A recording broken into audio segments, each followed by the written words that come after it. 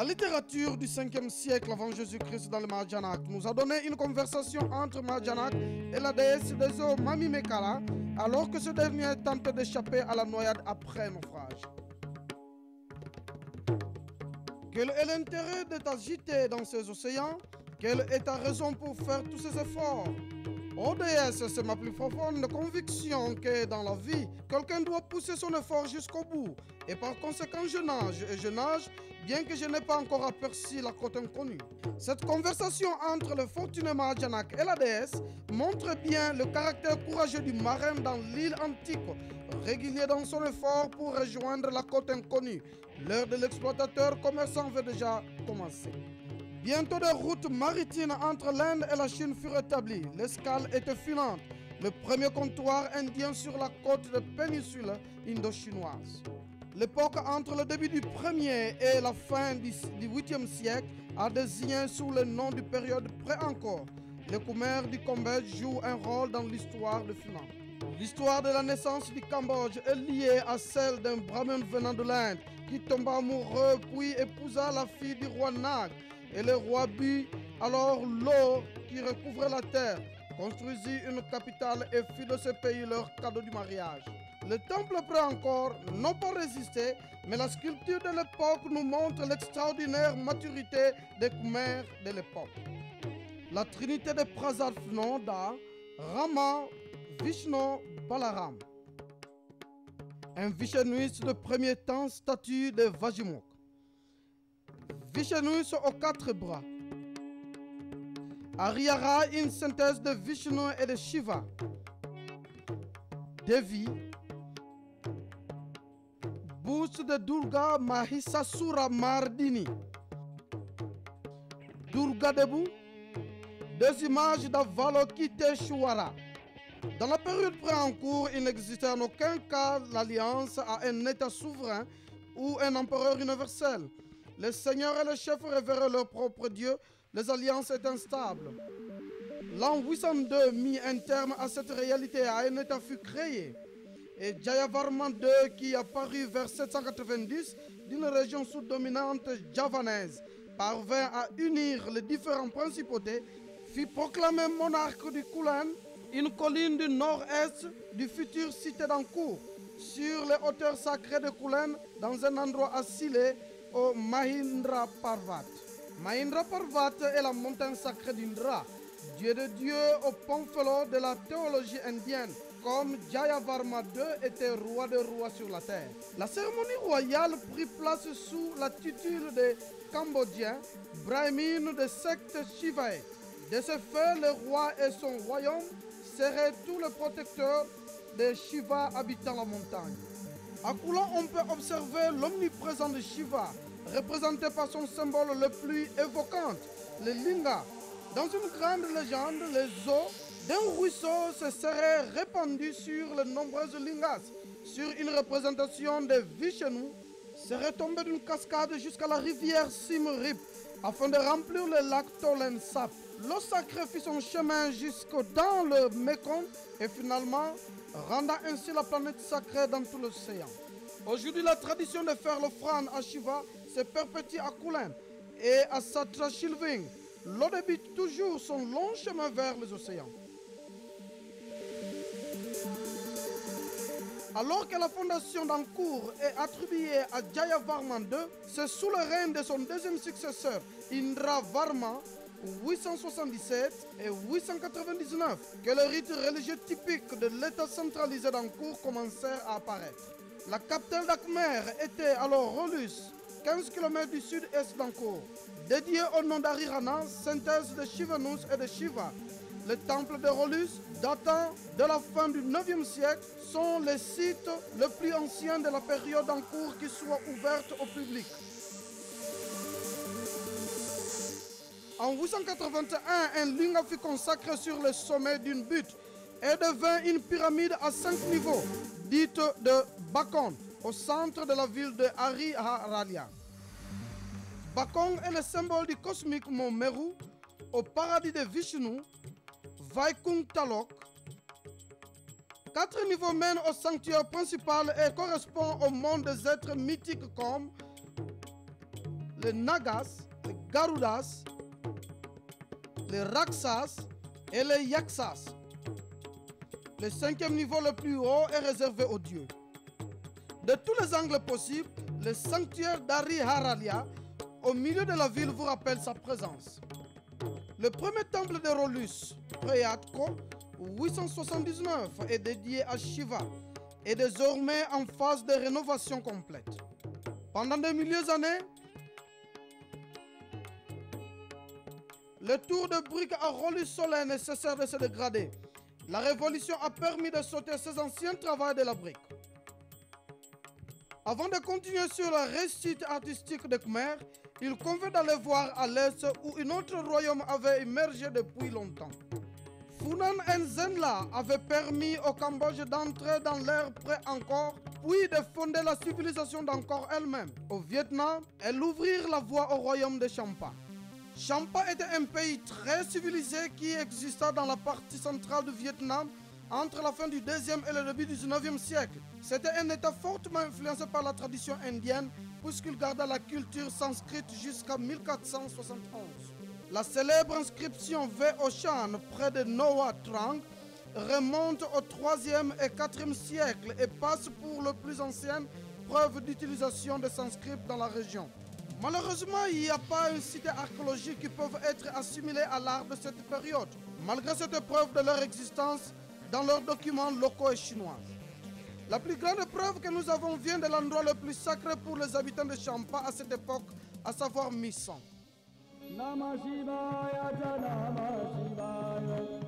Le premier roi du Champa, Bhadravarman, installa le premier linga de toute l'Asie sur le sud-est à Misson à la fin du 4e siècle.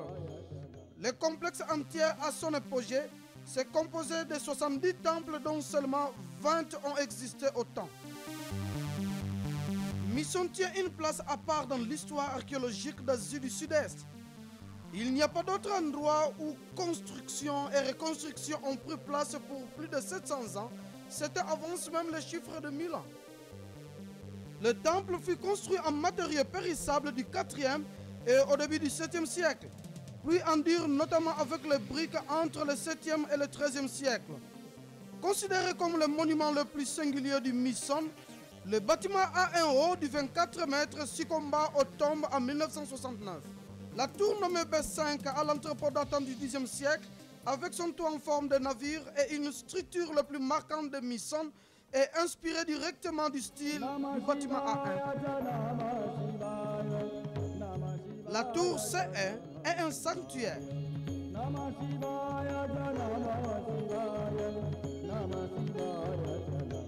De 1 qui servait probablement à l'abri des pèlerins.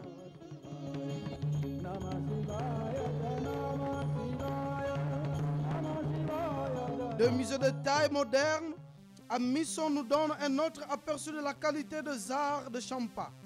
Un Shiva dansant, une danseuse et un guerrier, des lions, une statue sans tête qui rappelle le pillage organisé à ce site, dont les conséquences néfastes ont fait oublier les grandes importances de la culture indienne au Vietnam et au Cambodge. Un putam au 9e siècle à moitié détruit qui représente Shiva sur le bâtiment E1, Brahma. L'habitude de construction et de reconstruction n'est pas oubliée à Misson puisque fouilles et restauration ont toujours lieu. La période de la décadence et la destruction sont derrière la province de Tour Cham, comme on a parfois appelé le site. Pour se faire une idée plus précise de la débauche créative du Vietnam, on doit visiter la musée des Beaux-Arts au Damas, officiellement ouverte en 1919. À part Misson, la région d'Amravita est également haute à Trakyau, l'ancienne capitale de Sumerapura fondée au 4e siècle. Alors que Trakyau elle-même a disparu, de nombreux objets provenant de la cité témoignent d'un passé très en couleur. Bien qu'inachevé puis endommagé, ce piédestal d'un danseur remonte au 10e siècle et toujours très beau. Un Shiva à 4 bras dansants, un féroce Dvapal, et un piédestal chef-d'œuvre de l'art Cham au Xe siècle. Il est vrai que la cité de mission est vaste, mais les espaces vides se remplissent lorsque les images, la profusion d'or, de céramique et les sculptures qui se trouvaient dans le temple, lion, gazelle et l'éléphant dans le style A1 à Mission. Un laiton de Mission E4. Une petite colonne dans un style A1. Des danseuses Mission E1. Shiva. Le musée possède de nombreuses œuvres de style Tapman ou Bindin du XIe siècle. Danseuse. Un hôtel avec un linga et un uroja. Lion, dragon et garudas. Les Dvarapal, omniprésents. Dansant pour l'armée Shiva.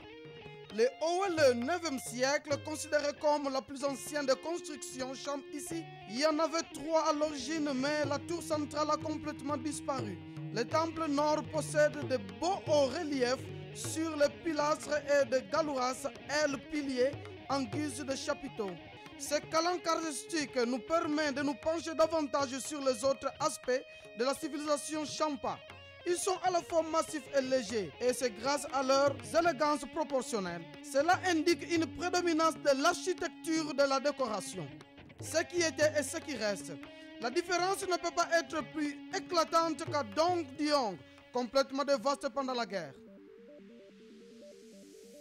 À partir de 877, les auteurs commencent à faire référence à Champa, appelant Champa Puram, bien que Champa a toujours traditionnellement été shivaïte afin de protéger la terre et la descendance. La plus grande prouette esthétique est celle qui se conforme à un plan défini vint du bouddhisme Mahayana. Dong Diong, dédié à Lakshmindra, Lokeshvara, associé le nom Bodhisattva, et celui personnel du roi fut fondé aux alentours de 875. Au musée de Danan, on peut observer la taille de Dvarapala, gardien de la loi, pour se faire une idée de la puissance et du vaste de la ville. À l'origine, il y en avait 8. Voilà le piédestal du sanctuaire principal, décoré de morceaux narratifs de la vie de Bouddha. La naissance du Bouddha. Les princes Siddhartha échangeant ses vêtements. La discussion des nobles. La plateforme du pied de la grande statue de Bouddha montre l'assaut du démon Mara. La sculpture est très proche de celle de Ravan et Bralé de Mont Kalash. À Champa comme à sa voisine Amkor, Ravan et Mara sont souvent confondus. Kuon Mai, 3 calanques tournés vers l'est, considéré comme parmi les pièces les plus marquantes de l'architecture Champa, particulièrement riche en travail décoratif pilastres en as. Les tours sont proportionnelles illégales, diminuant de taille le plus long poursuivre vers le nord. Kuon Mai ouvrit sans doute la voie à l'apogée elastique dont la structure A1 de Mission est premier exemple.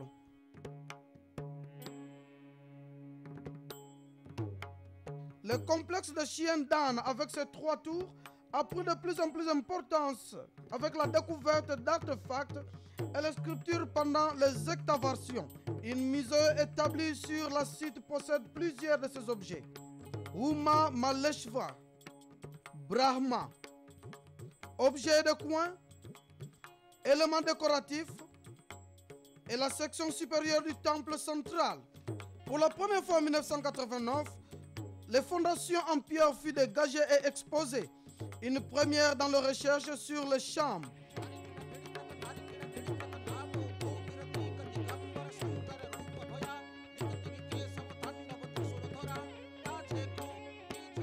Le Namdap appartient à la période de la transition entre le style Mission A1 et le style Bindin.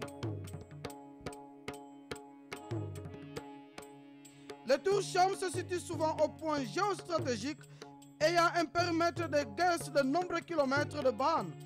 Il est un bon exemple de cette stratégie.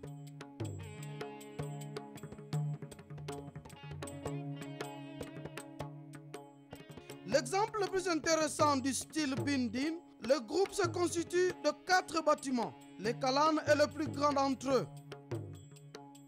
un cosagraphe avec un toit en forme de navire. À Ban, les résultats des travaux de restauration sont évidents, ainsi que dans les nombreuses autres structures Cham au Vietnam.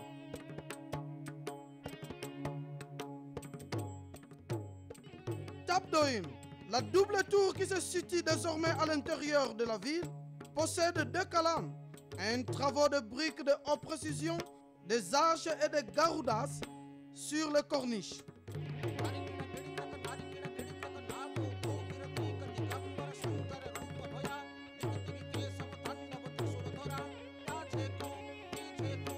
Du long consiste de 3 grands calans, certainement le plus important des temples Cham restants.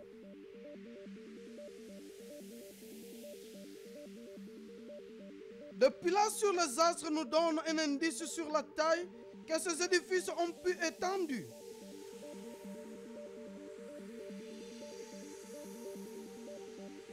Le temple de Chantien, comme la plupart des édifices en région Vijaya, est situé sur les collines dominantes est. Le complexe de Ponagar fut construit à l'origine au 8e siècle en bois. Depuis, un mausolée a été construit en dur et le temple reconstruit plusieurs fois entre le 8e et le 13e siècle. Des chercheurs nous enseignent que le complexe a été constitué à une époque de 10 structures dont la moitié seulement ont été conservées.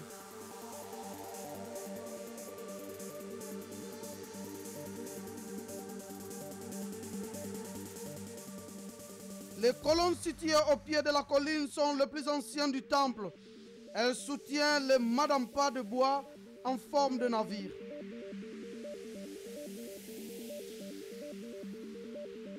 Le chemin verdier est très raide comme nous pouvons le voir sur le marche original. Aujourd'hui, la nouvelle visite permet aux visiteurs un accès plus facile. Le calan de 22,8 mètres de long est la structure la plus vaste, ornementée de tours de coin, de fausses niches d'idoles pour le recueillement et d'autres images. Un piton présente un Numa Maheswar dansante à 4 bras. Dans le sanctuaire de sanctuaires, des prières sont offertes à un linga et à la déesse Bhagwati. La tête originale de cette sculpture a été détruite et remplacée par celle d'une idole locale. À l'intérieur, en regardant vers le haut, on comprend la technique de la construction Cham de sections intérieures, de toits et de tours.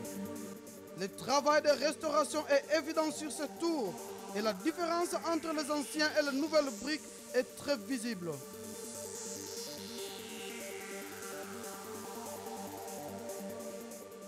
Le complexe de Paoklongere, construit au XIIIe siècle sous le règne de Jaya Shimavarnam III, possède un calan, un kochagar et une porte-tour.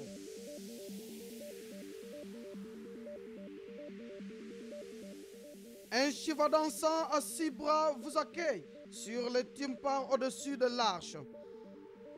Des rishis et des figures en adoration décorent le plafond. À Paoklongere, les motifs en forme de flamme ressortent particulièrement bien. À l'intérieur du mausolée, il y a un Munikalinga orné de la figure du roi ou du dieu. À proximité se trouve Nandi. Les fidèles font des offrandes aux 2 lors le festival d'important.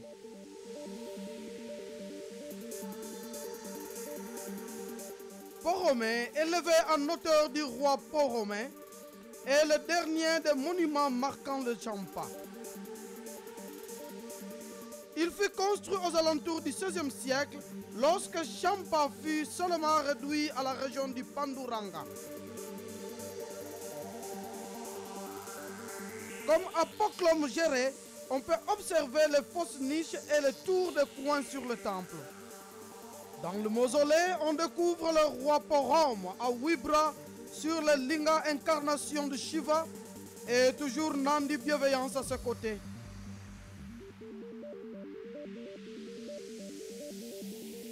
Alors que le temple de Champa a été découvert par les Européens en 1898 et fut étudié et classifié par Parmentier en 1904, La découverte d'Angkor par les Européens fut bien plus dramatique. Lorsque le nom d'Henri Mohot fut publié, une vague d'excitation se répandit dans le milieu de l'art. Et lorsque la commission d'exploitation du Mekong arriva à Angkor en 1866, l'artiste Louis Delaporte exposa ses équipes aux travaux et plein d'admiration et émerveillement. Au Cambodge, la jungle, maintenue à distance par le roi d'Angkor, avait reconquis le terrain qui leur appartenait. Jadis, de nombreux temples avaient alors disparu dans la dense forêt tropicale. Lorsqu'un complexe était mis à jour, par la tâche difficile de dégagement de la jungle, le résultat était bien plus souvent de ruines que de monuments. Les temples furent démontés et puis redémontés selon le processus d'anastylos, la méthode utilisée pour enregistrer, démonter et reconstruire le monument entier. Poursuivons notre voyage à partir de Relus Prasad Caravan était un bon exemple de reconstruction. Ici, les archéologues ont construit de nouvelles fondations, des murs intérieurs, un système de drainage et la brique à l'extérieur a presque été totalement remplacée par des reproductions de qualité. Le temple à 5 tours est surprenant. Il contient des sculptures en briques d'un travail remarquable sur le mur intérieur. Dans la cour centrale, sur la gauche, un Vishnu à 4 bras marche, 3 pas pour entendre l'universel et assurer au Dieu la possession de celui-ci. Sur la droite, Vishnu porté sur les épaules de Garuda. Et sur le mur faisant face à la porte, un Vishnu à 8 bras et encadré de 6 tableaux de personnes en méditation. Dans le tour nord, Kashmir, compagne de Vishnu est entouré d'adorateurs. À Hebron Mosmi, on peut observer plusieurs concepts d'architecturaux de base de Khmer. La structure est constituée d'un tumulus symbolisant le mont Meru, 5 tours à quiconque, surmonté d'une tour à 3 niveaux allant en se rétrécissant. Les matériaux durables que Khmer sont centrés à avoir utilisés sont ici: pierre de sable, stuc, briques et latérite. Des lions gardent le côté et les éléphants monolithiques trônent majestueux au coin. Le temple enchanteur de Bateau Seri, ou citadelle de femmes, a été construit par le brahman de Lingage royal qui était le maître spirituel de Jayavarman V.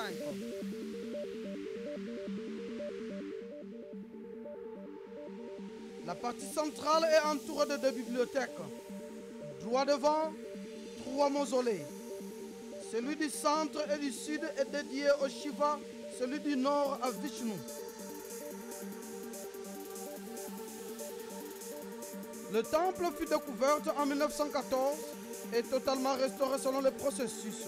Une particularité dans cette décoration était l'utilisation d'une pierre de sable rose et très impacte qui, selon cela, a été étendue, ressemblait aux sculptures en bois de santal avec une odeur indienne particulière.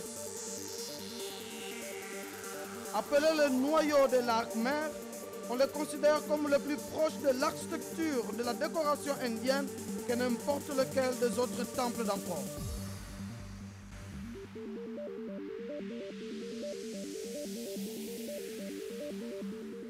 Le gardien du temple Batei Suri en forme d'animaux et de figures méthodologiques qui sont peut-être les plus caractérisées d'Angkor. 4 d'entre eux peuvent être admirés au musée national du Cambodge. Un dessin par Louis Delaporte nous permet de nous imaginer la hauteur des Fimeyankas, qui signifie palais aérien. Situé à l'intérieur de l'enceinte du palais royal, le temple dans lequel le roi lui-même faisait ses prières. Cet édifice a dû être coiffé d'une flèche en or, puisqu'un voyageur chinois l'appelle un jour la tour de Dieu. Au nord du temple se trouvent les restes de bains-noyaux. Quelques détails sont autour de ce qui reste de la grandiose balustrade Naga qui entourait ces bains. Notez la relation particulière d'Angkor avec le sanskrit. Angkor vient de sanskrit Nagara, la ville. Encore, Tom signifie la ville grandiose. Ba signifie père, comme dans Bakon, Bapon, Bayon. Mais signifie mère, comme dans Mekon. Bon vient le sanskrit punya, ce qui bénit. Mais bon veut alors dire la mère des bénis. Ta veut dire ancêtre. Et From est l'équivalence de Brahma. Taprom signifie donc Brahma notre ancêtre. À Taprom est possible de découvrir l'émerveillance des premiers explorateurs et naturalistes quand ils virent les premières pierres d'Angkor au milieu du 19e siècle, dans l'étau serré de la nature et sa force la plus puissante, la forêt. Taprom est l'un des plus vastes des cités d'Angkor. Une inscription en sanskrit nous informe que son domaine possédait 3140 villages. Il faisait 79 365 personnes pour s'occuper des temples, dont 18 grands prêtres, 2740 officiels, 2202 assistants et 615 danseuses. Même si les fiches étaient exagérées, pour la gloire du souverain, Tampor devait être un exemple de la richesse du temple. Les entrées et les sorties du temple sont dominées par les tours décorées par les gopuras à 4 faces pour chacun des points cardinaux. Les asparas, simples célestes, les anges gardiens d'Angkor, si l'on peut dire, vous invitent à découvrir les ruines. Les arbres sont partout, nous rappelant à l'humilité devant la puissance du temps de Dieu. Les architectes, s'ils étaient toujours vivants, s'émerveillèrent sans doute devant eux. Nikpin, le serpent enroulé, est situé au nord de Baraï, qui était une immense étendue d'eau. En ce temps-là, on ne pouvait l'atteindre que par bateau. Le plan d'eau central est une réplique du lac Anavatapta dans l'Himalaya qui est censé être trouvé au sommet de l'univers. La petite île circulaire aux 7 niveaux de latérite mène à un mausolée dédié à Avalokiteshvara. Les corps de deux nagas entourent la base de l'île.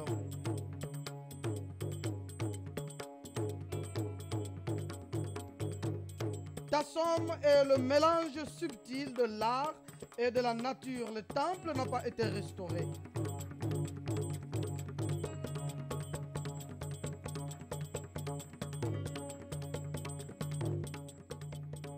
Des gopuras cruciformes à l'est et à l'ouest ont été sculptés avec 4 faces. L'une d'entre elles séparée d'un magnifique sourire, magnifique même selon le standard existant d'Angkor. Preshkan, selon une inscription, a été construit sur l'emplacement d'une bataille où Jayavarman VII mit enfin ses charmes à genoux. Le nom de temple veut dire que la cité était celle de l'épée sacrée. Ici aussi, les arbres ont regagné leur terrain perdu. Ce complexe bouddhiste de 56 hectares a été conçu comme un monastère et un lieu d'étude. La tradition et syncrétisme de la religion khmer est mise ici à l'évidence. Le complexe central est bouddhiste. Le secteur nord est dédié au Shiva et le secteur ouest à Vishnu. La zone sud est le lieu d'adoration des ancêtres. Garuda fait l'office de gardien mythique. Récemment dégagé de la forêt, un refuge de pèlerins qui avait été pu hôte de la flamme sacrée. Le rôle de danseur est une sculpture vaste et aérienne. Il tient son nom des Apsaras dansantes sur le linteau. Un pavillon à 2 niveaux, proche à la structure orientale. La légende est qu'il a abrité les prêches Khan ou l'épée sacrée qui précédait le roi dans les processions officielles. Dans le mausolée central, un stupa du XVIe siècle qui remplace la statue du Bodhisattva Lokesvara. Un moment votice Vishenuite trouvé après Ashkan peut servir de catalogue de l'iconographie de la divinité. Il possède un total de 1020 figures en miniature. Et ce Bouddha protégé par de Nagas a également été trouvé à Preshkan. Encore Tom ou encore le Grand, la dernière capitale abrita une population qui grandit jusqu'à 1 million d'âmes. Les étrangers en parlaient comme une cité opulente. À l'intérieur de la cité, on trouvait la résidence du roi, de sa famille, ses officiels et le prêtre. Ces structures de bois ont été longtemps disparues. La célèbre porte du Sud et son allée périphérique rappellent l'obsession khmère pour l'imaginerie des Garas, de dieux et de démons. 54 figures sur chaque côté, de dieux sur la gauche et de démons sur la droite. 5 copuras marquent les 5 entrées de la ville. Il faut passer entre les superbes autour de 23 mètres de haut, couronnés par 4 figures qui font face aux 4 points cardinaux. La capacité artistique des Khmers et leur habileté à leur montrer les évidences, la terrasse du roi Le Père. Qui est ce roi Le Père? Et ce édifice était-ce un cité de crémation pour le roi? Il y a beaucoup de mystères qui planent autour de Angkor. Mais aujourd'hui, le roi doit toujours contempler sa grandiosité du calme de sa terrasse. La terrasse est décorée de bas-reliefs splendides. À l'intérieur et à l'extérieur, organisés en registre. Le mur original, d'un seul mètre de large, s'effondra et un nouveau mur 2 mètres d'épaisse fut construit devant l'ancien. Un corridor permet d'admirer le relief très profond du premier mur.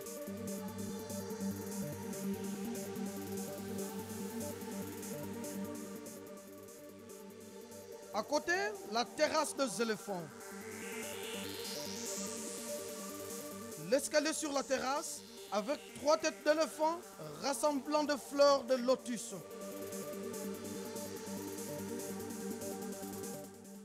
Le clou de ce bâtiment est certainement la façade, décorée de 6 éléphants, de leurs dresseurs et les princes dans les scènes de guerre ou de chasse. Les éléphants de taille presque réelle sont merveilleux et l'effet général est celui de descriptible splendeur. Écrivait une émissaire chinoise à propos du Bayonne.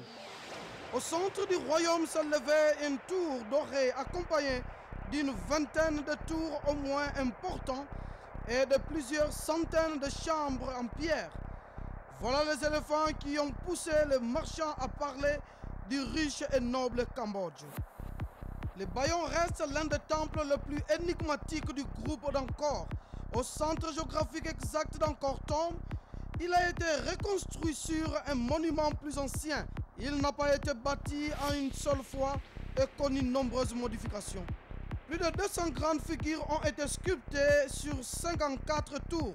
Ici, dans toute sa splendeur, le sourire énigmante d'Angkor. Les chercheurs sont divisés sur ce que le visage représente. Les Bodhisattvas, Avalokiteshvara, ou bien le roi Jayavarman VII en signe de son omnipotence. Omnipotent, certes, mais aussi omniprésent.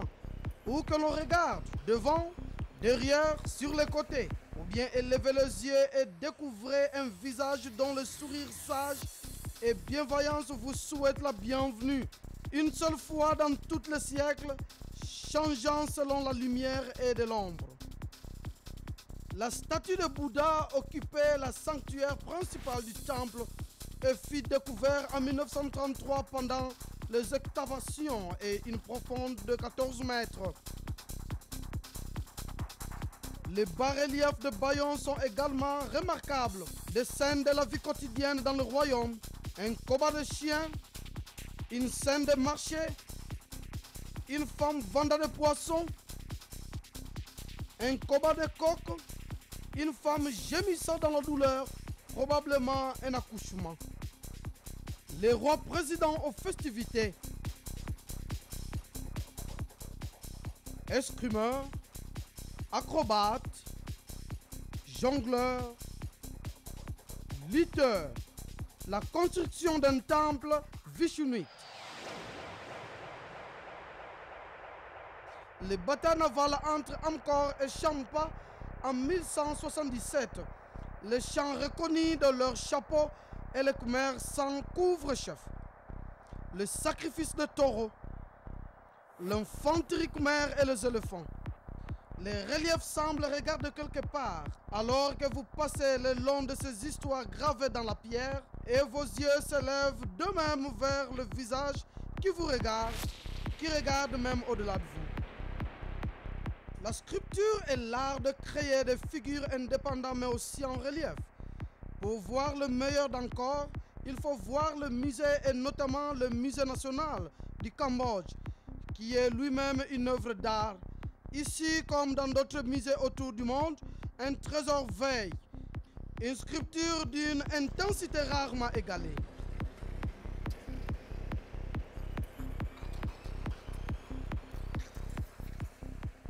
Et finalement, la plus grande réussite d'encore, placée avec fierté sur le drapeau national. Encore Vat, brillant dans la composition, dans l'équilibre, dans la proportion, un des monuments les plus précieux au monde.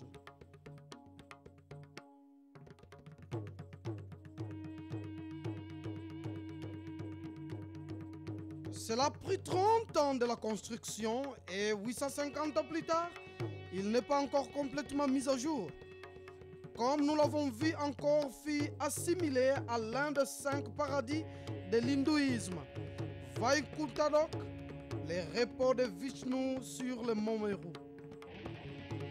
Suryavarman, le grand roi du Cambodge, et ses architectes recherchent de produire le paradis sous la forme du mont Meru.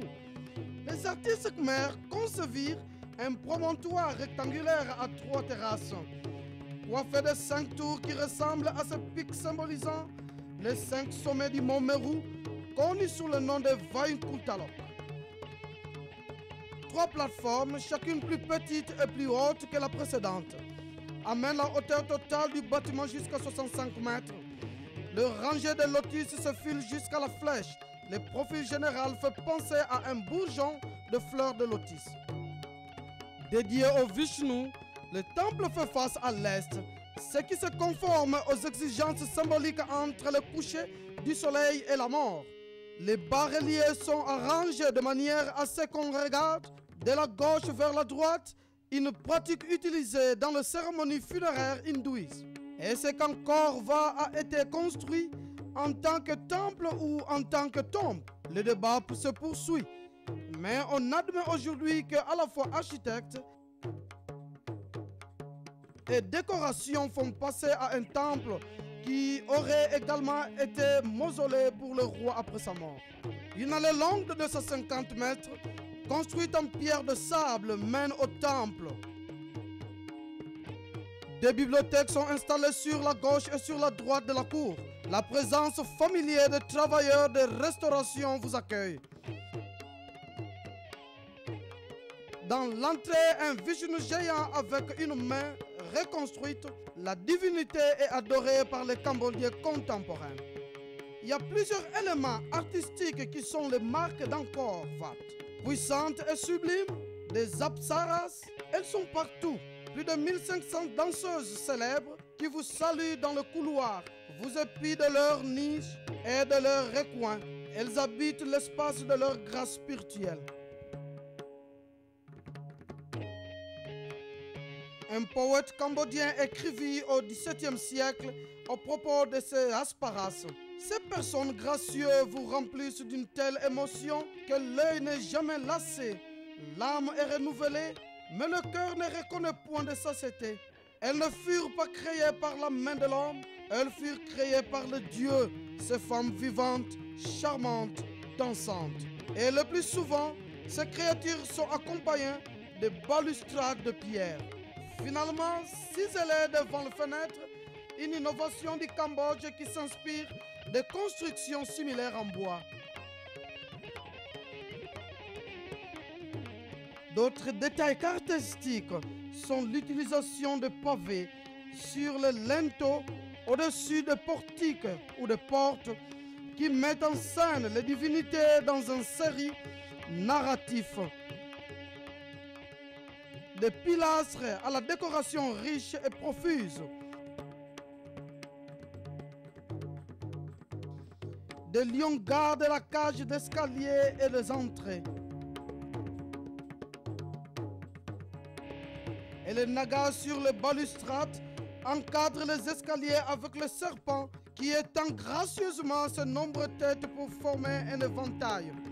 Latérite utilisé pour les fondations, la structure interne du bâtiment avec ses murs épais, ponts et allées est clairement visible surtout le long du mur de clôture. En se déplaçant dans le sens inverse de l'aiguille d'une montre et gardant la sculpture de notre gauche, on entre dans la galerie décorée de bas-reliefs. La première chose que l'on remarque est la voûte en corbeille que les Khmers utilisaient afin de faire un toit entre le mur et les colonnes, une autre influence indienne. Ces voûtes sont construites en blocs rectangulaires, élevés de manière à ce qu'ils ne tiennent que sur un tiers de leur face, permettant ainsi de couvrir l'espace entre le mur avec une pierre d'une seule tenant. La bataille de Kurukshetra. Le sujet principal de la grande époque indienne de Mahabharata, qui présente la dernière bataille entre Kauravas et les Pandavas, Bhishma, l'un des chefs des Kauravas, mourant transpercé par des flèches. Scène de guerre dramatique dans le rang des Kauravas qui portent des couvre-chefs différents à mesure que l'on chemine le long du mur. Confrontation mythique de la bataille, la plus célèbre de l'antique indienne. Soldats à pied, cavaliers, chars, éléphants, musiciens. Dronacharya, Karna, Arjuna. La mort de Karna, un château déchu signifiant qu'un guerrier vétéran est tombé. Les sculptures en relief n'ont ici pas de fin. À mesure que l'on continue à l'angle de la galerie sud, la marche passée des armées devant le roi Suryavanam II adresse une bienvenue formelle. Une splendide procession triomphante, presque 100 mètres de long, le roi constructeur d'Angkor Wat, accompagné d'un pandit barman donnant l'audience. Une procession de femmes portées par le palanquin. L'armée se regroupe pour l'inspection. Les commandants sont montés sur les éléphants et le roi Suryavanam II, debout sur sa puissante monture, ici présent sur tous les bas-reliefs. On note qu'un statue au-dessus de sa tête. Quelques guides vous soutiendront qu'il y en a 16, afin que vous le comptiez, car nos yeux comportés par l'imagination en seront incapables. Musiciens et porteurs précèdent l'arche qui transporte le feu sacré.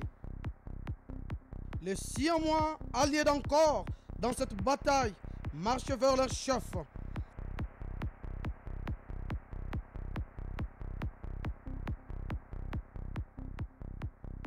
Quelques mètres plus tard, également sur le côté sud, on tombe sur le sein de justice. La souffrance et la joie dans le jugement de Yama, la version d'en cours de 32 enfers et de 37 paradis. Yama, juge suprême montant son buffle, passe devant le tribunal, condamnant certains aux enfers et offrant à d'autres le paradis. Poursuivant la tradition à Angkor Wat, le sujet est présenté dans les registres séparés, les damnés sur les registres inférieurs qui est très réalisé, alors que le paradis est beaucoup plus imprécis.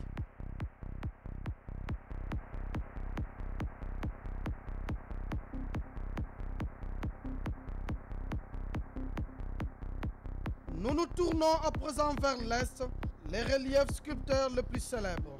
D'Angkor Wat, les baratages de la mer de lait de l'époque Bhagavat Purana, la sculpture pétrifiait cette histoire dramatique de Dieu et de démons qui mirent ensemble un mouvement de la mer de lait pour 1000 ans afin de produire l'amrita ou l'élixir qui le ferait revenir immortel. Les artistes du Cambodge ont exécuté l'une des plus grandes scènes jamais sculptées sur la pierre. 92 démons sur la gauche.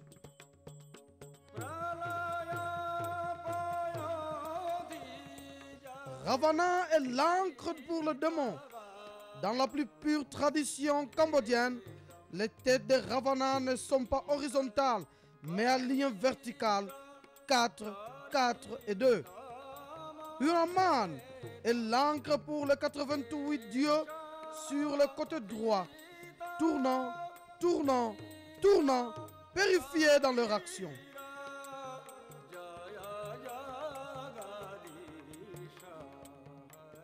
Au centre, Vishnu dans sa forme humaine et également dans son avatar, Kurma, la tortue qui supporte l'équilibre du mont Mandara, et à sa taille, le serpent Vasuki qui serre le corde.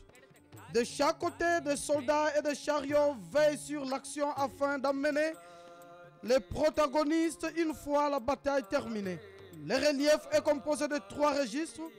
En bas, les créatures de l'océan, dont beaucoup ont été déchiquetées par le tourbillon.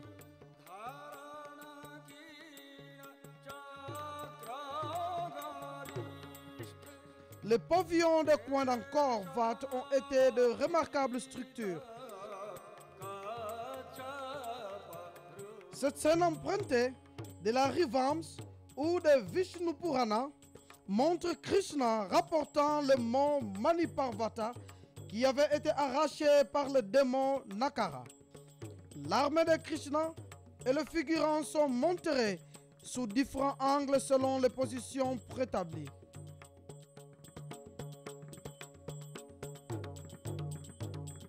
Pendant le barattage de la mer de lait, les démons et les dieux travaillent en concert, mais sur la galerie nord, on devient témoin de leur confrontation inévitable entre les rivaux, bataille entre dieux et démons. Ce relief est très particulier pour présenter 21 dieux brahmaniques, chacun brandissant leurs attributs conventionnels et montant leurs créatures mythiques. Kubra, dieu de l'opulence sur Yaksha. Skanda, dieu de la guerre sur un paon. Indra, sur l'éléphant blanc et Ravat. Vishnu, sur Garuda. Brahma, sur l'oie sacrée Amsa. Surya, le dieu soleil sur le chariot tiré par les chevaux. Et Varuma, dieu des eaux sur le naga à 5 têtes. Et enfin, on revient à la galerie ouest d'où on a commencé, avec le Ramayana, la bataille de Lanka. Le Rimke, version cambodgienne du Ramayana, est très célèbre et la présentation de l'époque par le ballet royal a connu un succès dans le monde entier. Ici, il répète la scène des enfants de Rama, Louv et Kuch. Les Rimker diffèrent de la version indienne dans différents épisodes et périphéries. Hanumar, dans la version khmer, est un singe blanc et un roi. Dans cet épisode, il est capturé par 2 enfants et ramené à son maître Rama. Cela prépare la voie à la réunion du père et ses enfants.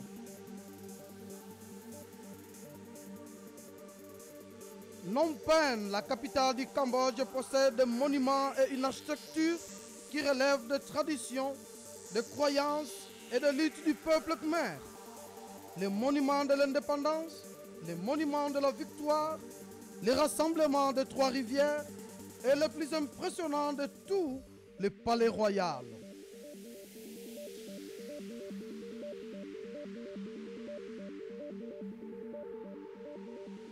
À l'intérieur du palais royal, on trouve à nouveau les Ramayana cambodgiens.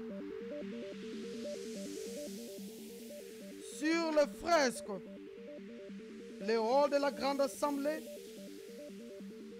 cita de réclusion, cita avec 2 fils, et comme dans la version du ballet royal, la querelle entre 2 et Hanuman, et finalement la rencontre avec leur père.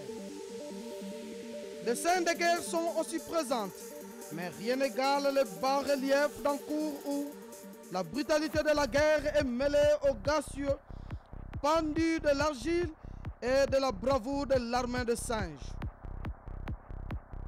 Nous sommes revenus dans l'air ouest d'Angkor Wat.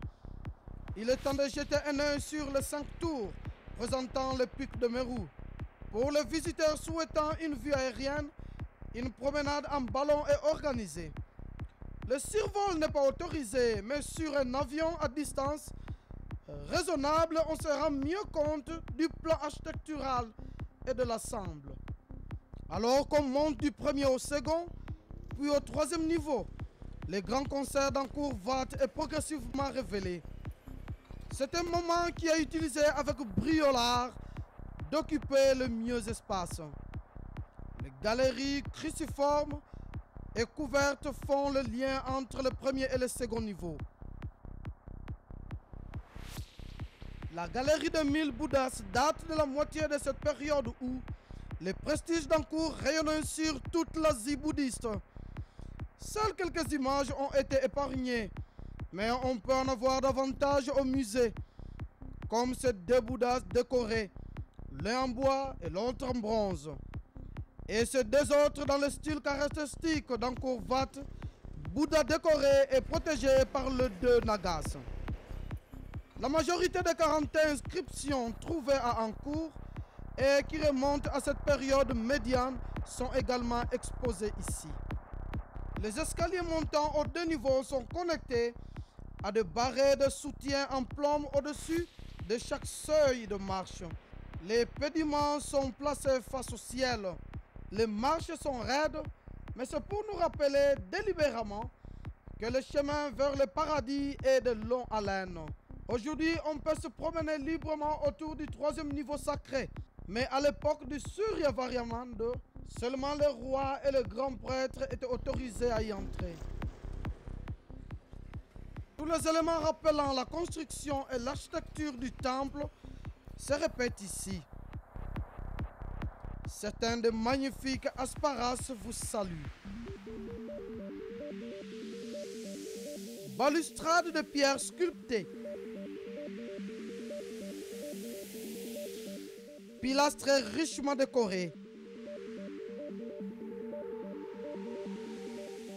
Pédiments.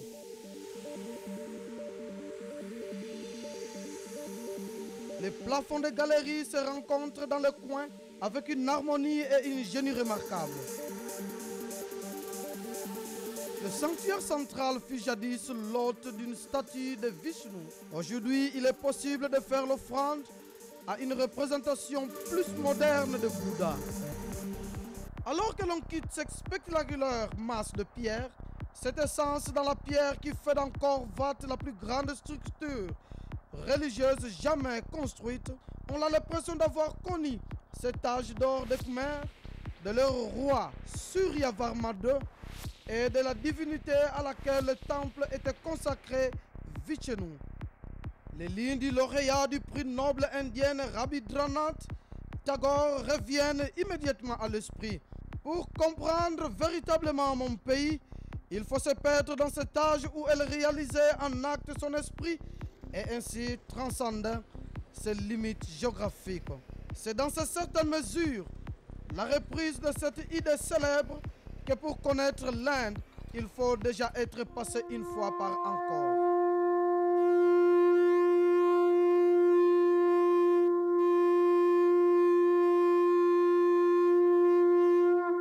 Jagat